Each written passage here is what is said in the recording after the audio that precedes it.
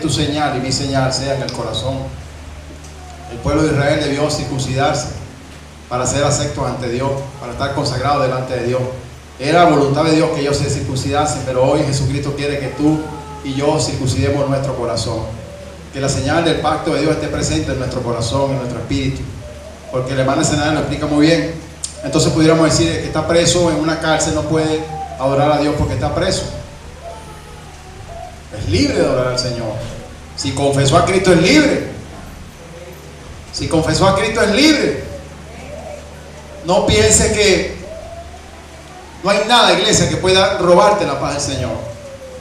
Cuando aquellos pensamientos vengan a tu vida, recuérdale al enemigo: soy libre en el nombre de Jesús. Soy libre, Señor, tú me hiciste libre. Ya no soy un esclavo, ya no soy una esclava, soy libre para la gloria de tu santo nombre. Soy libre para predicar tu palabra. Soy libre para hablar de ti a cualquier hora. Soy libre para vivir conforme a tu palabra, conforme a tu voluntad, Señor. Recuérdaselo al enemigo. Esa era la mayor angustia de Pablo, que ellos estaban abandonando la verdad del evangelio. ¿Cuántas excusas vemos hoy cada día, en cada hogar, en cada familia? Ahora, ¿por qué era natural que estos líderes judíos, creyentes judíos, siguieran poniendo énfasis en la circuncisión? Lo primero tiene sentido, fueron los primeros en convertirse a Cristo, no hay problema con eso, eran judíos, habían cumplido con todos los rituales de la ley.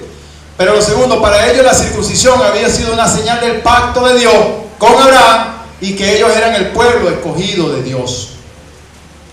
Pero estos judíos cristianos no habían comprendido claramente la naturaleza transformadora del cristianismo. Y así muchos de nosotros, iglesia, quizás hoy no ha comprendido esa naturaleza transformadora de Cristo Jesús. El Señor dice en el libro de Romanos capítulo 12: no imitéis al mundo ni las cosas del mundo. Dice: transformados por medio de la renovación de vuestro entendimiento, dice la Escritura. Es a través de la palabra que vamos a ser renovados cada día. No es por las obras de la ley. La señal del pacto que Dios quiere en ti y en mí es la señal en el corazón. Que cada día guardemos al Señor en el corazón, en nuestros pensamientos, en nuestras actitudes. Que cada día seamos celosos de Dios en lo más profundo de nuestro ser. Que a donde quiera que estemos le demos reverencia a Dios, honra a Dios, alabanza a Dios. Dios no quiere formalismo, Dios no quiere legalismo, Dios no tiene nada que ver con eso. El Señor dice en su palabra que viene a buscar adoradores que le adoren en espíritu y verdad. ¿Y a buscar para qué? ¿Para llevarlos a dónde? Para llevarnos a los cielos, hermano, para seguirlo adorando allá. Y déjeme decirle algo: allá no entra nadie. Por favor, con ese pantalón no vas a pasar. Pórtate esa chiva. Parece un loco.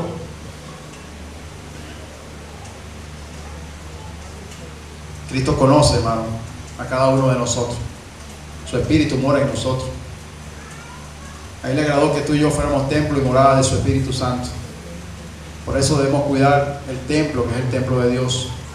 Es la morada de Dios. Para que la presencia de Dios more en nosotros cada día, cada instante. No habían comprendido los judaizantes claramente la naturaleza transformadora de Cristo. El mensaje del Evangelio enseña que la salvación viene por fe y no por las obras de la ley. ¿Qué estamos enseñando a nuestros vecinos? ¿Qué estamos enseñando a nuestros hijos? ¿Qué estamos enseñando a nuestros compañeros de trabajo? A mí me dice un señor: oye, José, pero es que tú tienes, de verdad que tú tienes fe. Claro, amén, porque el Señor lo prometió. Mire, hermano, hay que ser bien testarudo, para no decir otra palabra, para querer irse de Venezuela cuando está culminando un proceso que Dios estableció hace un tiempo, para irse a otra nación donde Dios va a comenzar un proceso. Lo dijo el hermano Benigno y yo lo vengo diciendo hace tiempo, y lo están diciendo en otras iglesias. Hay que ser bien cabeza hueca, hermano, para decirle al Señor: oh Señor, ya me cansé, no aguanté. Hermano, Dios va a transformar a Venezuela en una nación que nunca antes nadie la ha visto. No sigas mirando atrás, porque te haces esclavo del pasado, te haces esclavo de la ley como los judaizantes. No, antes yo iba y compraba Venezuela, había muchas leches, No, Dios va a hacer una Venezuela nueva. Una Venezuela nueva.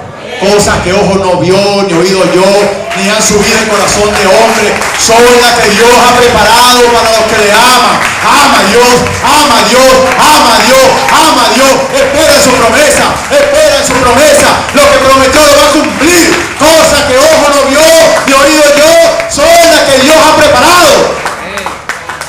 Pero debemos amar a Dios, amar su palabra, amar su tiempo, esperar en su voluntad, dejar de estar tomando decisiones humanas. El Señor está hasta aquí de nuestras decisiones. Él quiere guiarnos en nuestros pensamientos, Él quiere guiarnos en nuestras vidas, y nosotros no dejamos que Él nos guíe. Por eso Pablo usó el relato de Sara y Agar para ilustrarles y explicarles que el nuevo pacto era un pacto de libertad. Era un pacto de libertad. Por eso somos libres en Cristo. Tenemos libertad en Cristo. ¿Tenemos tiempo todavía, hermano Henry? ¿Sonamos un CD así?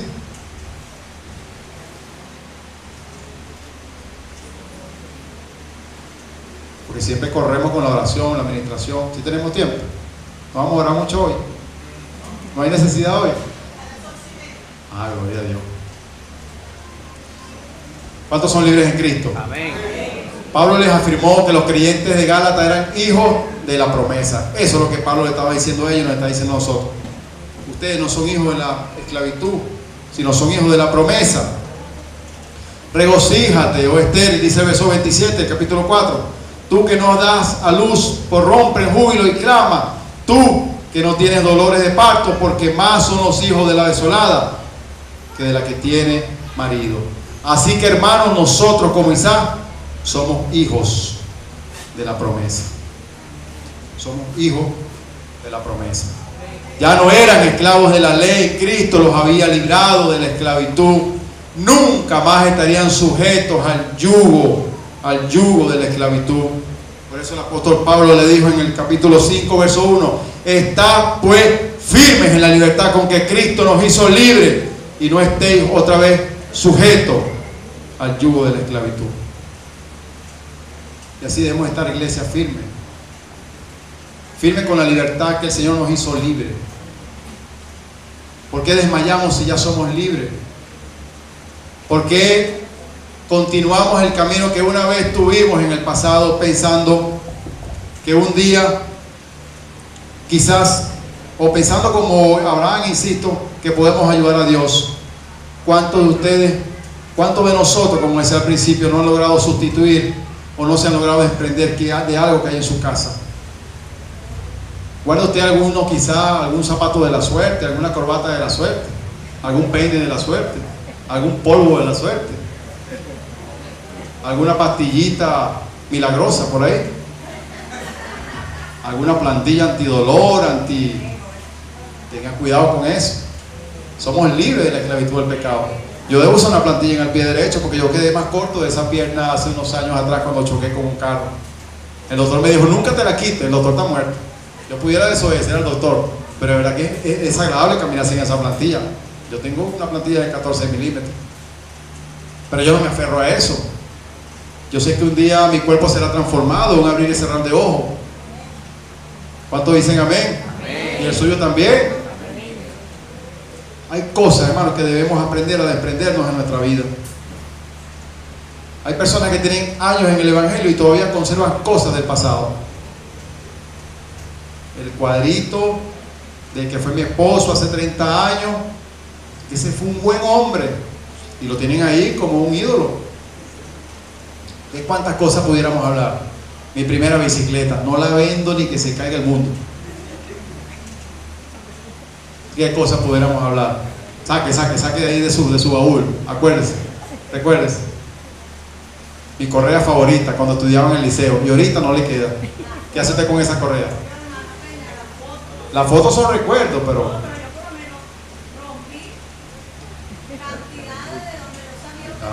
bailando. Está viendo. ¿Ve? La fe viene por el oír la palabra del Señor, dice la Biblia. Si hemos oído la palabra de Dios y todavía hay cosas en las cuales debemos adorar, debemos pensar en estas cosas, hermano. A Dios le agrada la limpieza del corazón. Dios quiere tener control y dominio de todo nuestro ser, de la cabeza a los pies. Ni pensamientos de iniquidad, ni orgullo, ni altivez, todas esas cosas se tuvieron que haber ido cuando el Espíritu Santo de Dios vino a nosotros. Claro, cuando vino a morar en nosotros. Pero hay cosas, hermano, a todos nos pasa. Hay cosas que guardamos por si acaso. Ese maletín de primeros auxilios por si acaso. Sí, yo soy muy cristiano, pero cuando me sacan de mi casilla, ay, hermano, me bajo de la cruz. Sí, hay gente así, hermano. Que Dios nos ayude. Ya no somos esclavos de la ley. Ya no estamos sujetos al yugo de la esclavitud. ¿Cuál es el mensaje de Pablo a la iglesia de hoy contra la circuncisión, contra el legalismo, contra la formalidad, contra esa apariencia? ¿Se acuerdan que hay iglesias donde lo practican todavía? No es mala, ¿verdad? La disciplina. Pero hay iglesias donde todavía eso se habla así deliberadamente. No voy a meter una disciplina de 3 meses y no te vas a parar esa silla. Tremendo, hermano.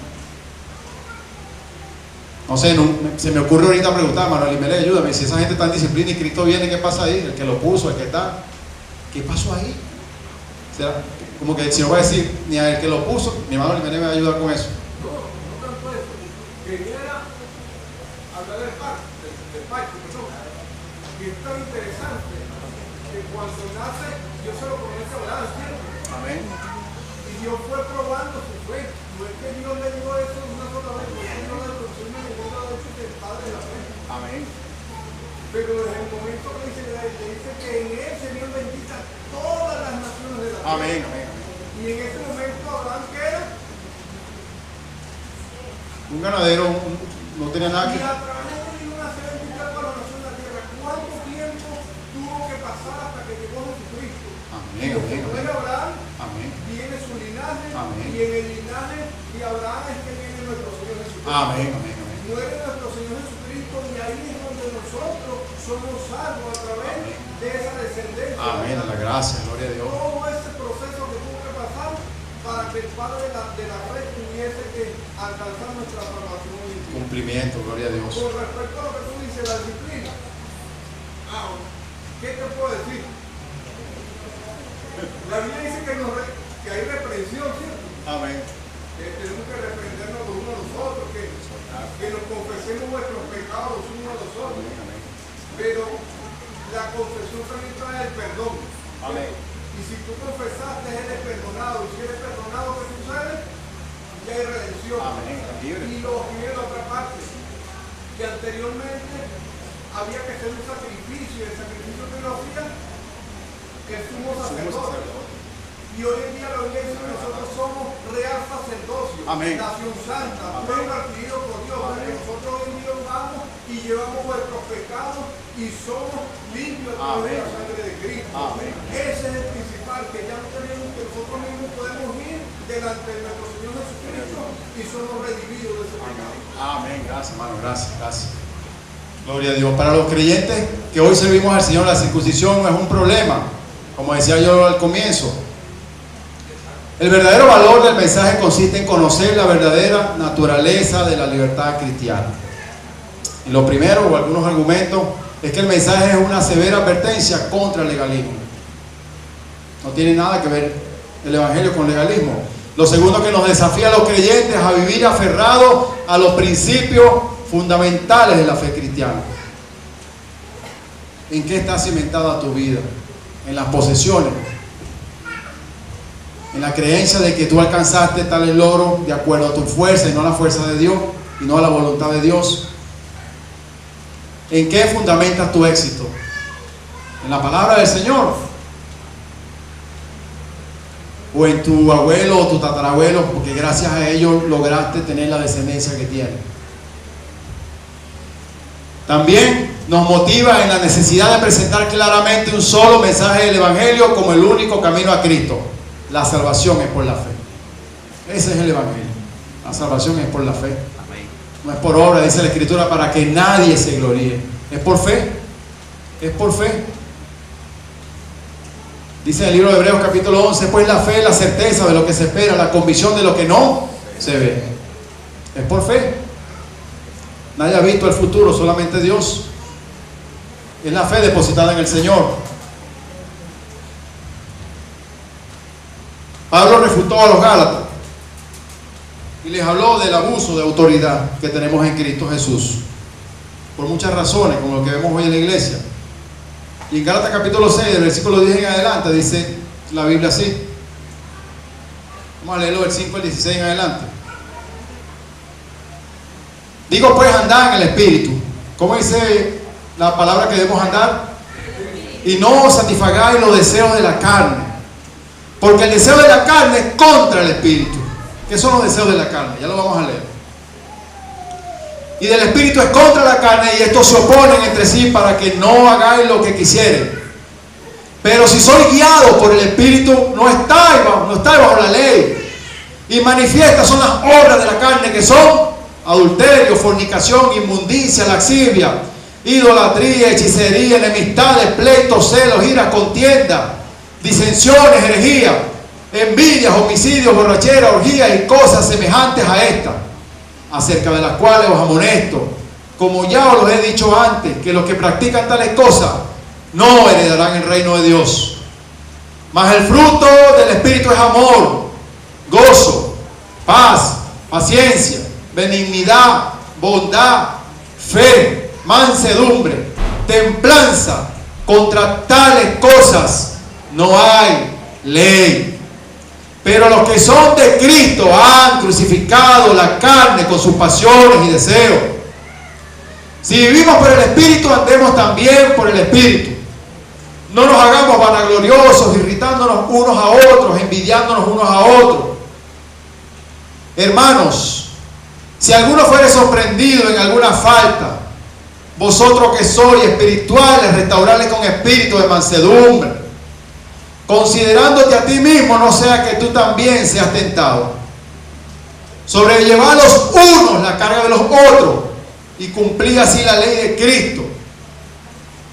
Porque el que se cree ser algo no siendo nada, así mismo se engaña.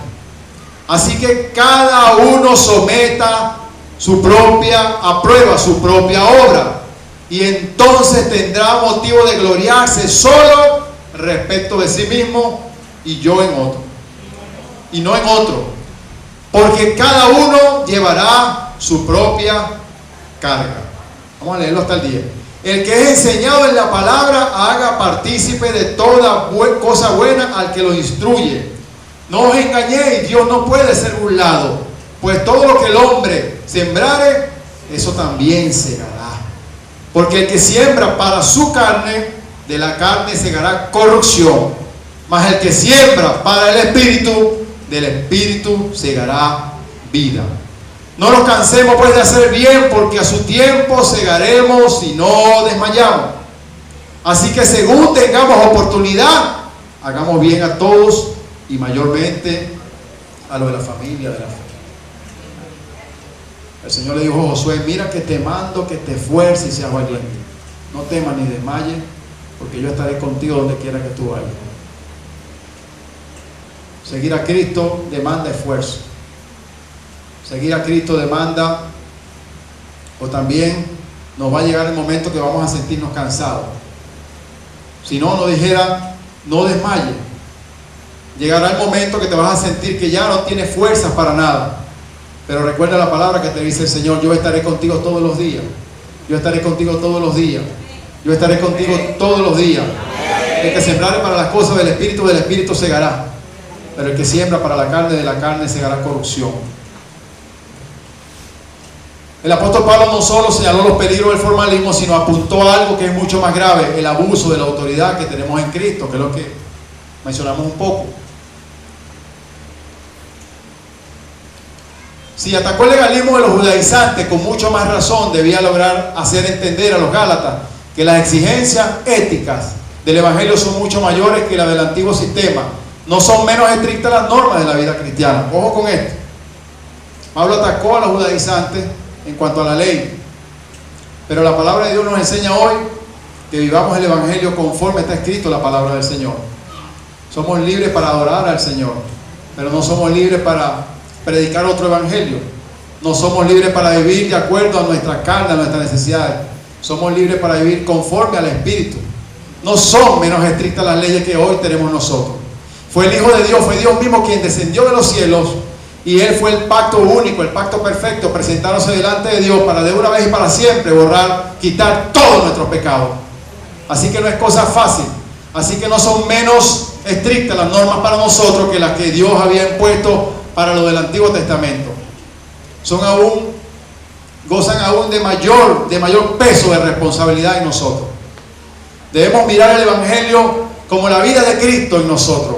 Debemos mirar el Evangelio como la salvación de la vida de toda la humanidad. Debemos mirar el Evangelio como la necesidad cada día de buscar el rostro de Dios cada mañana, cada hora, cada noche.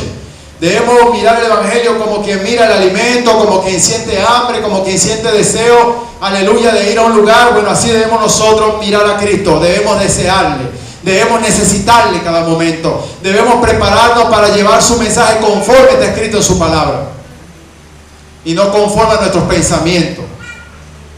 Debemos llevar el Evangelio como una bandera cada día en nuestras vidas, que seamos identificados por la palabra del Señor. El Señor dice en su palabra: por su fruto los conoceréis.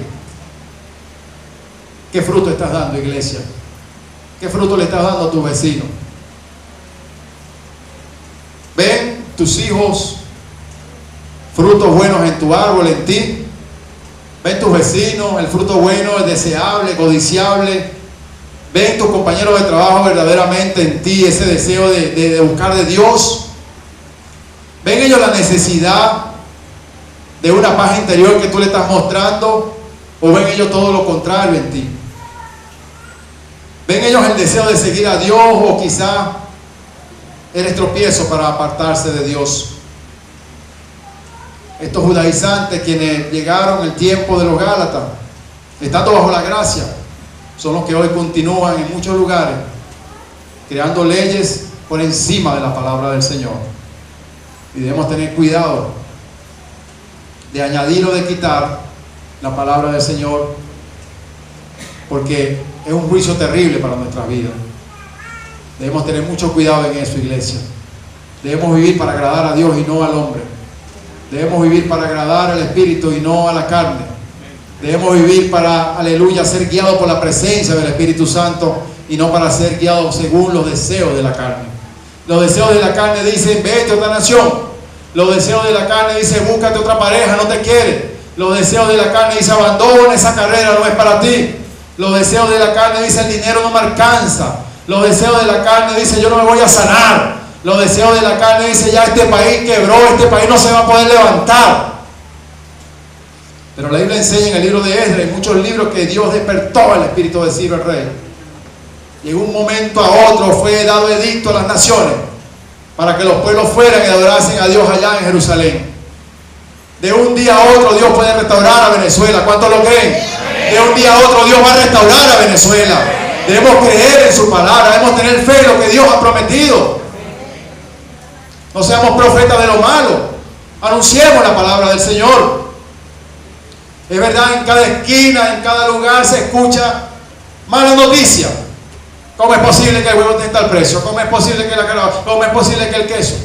Y Cristo quema. ¿Cómo es posible que dejemos de mirar el sacrificio de Cristo en la cruz del Calvario? ¿Cómo es posible que abandonemos nuestra mirada y demos en vano la sangre preciosa del Cordero derramada en la cruz del Calvario? ¿Cómo es posible que olvidemos un evento tan insuperable por nada en el mundo? La muerte del Hijo de Dios en la cruz del Calvario para perdón de pecado. Es la única entrada que tenemos al reino de Dios. Es la única entrada que tenemos a la nación celestial, a la Jerusalén celestial que nos espera, hermano. No nos descuidemos de ese proyecto de Dios. Dios te incluyó a ti y a mí en su proyecto. Desde el principio tú y yo estamos incluidos en su proyecto. Dice la Biblia que aún no nos habíamos formado en el vientre de nuestra madre y ya Dios nos había incluido en su proyecto. Ya Dios nos miraba. El rey David dijo: mi embrión vieron tus ojos. Usted y yo éramos embrión y ya veíamos a Dios. ¿Cómo que ahora no lo vemos? ¿Por qué estamos tan descuidados con esta situación? Lo que Dios dijo de Venezuela lo va a cumplir. Lo que Dios dijo de mi hogar lo va a cumplir. Tenga Dios que hacer lo que sea, pero lo va a cumplir. Yo espero en Dios, yo confío en Dios, yo tengo fe en Dios. Él es mi esperanza, Él es mi ayudador. El pueblo de Israel cavó, dice el libro de Jeremías, fuentes, cisternas rotas, abandonando a aquel que era fuente y que es fuente.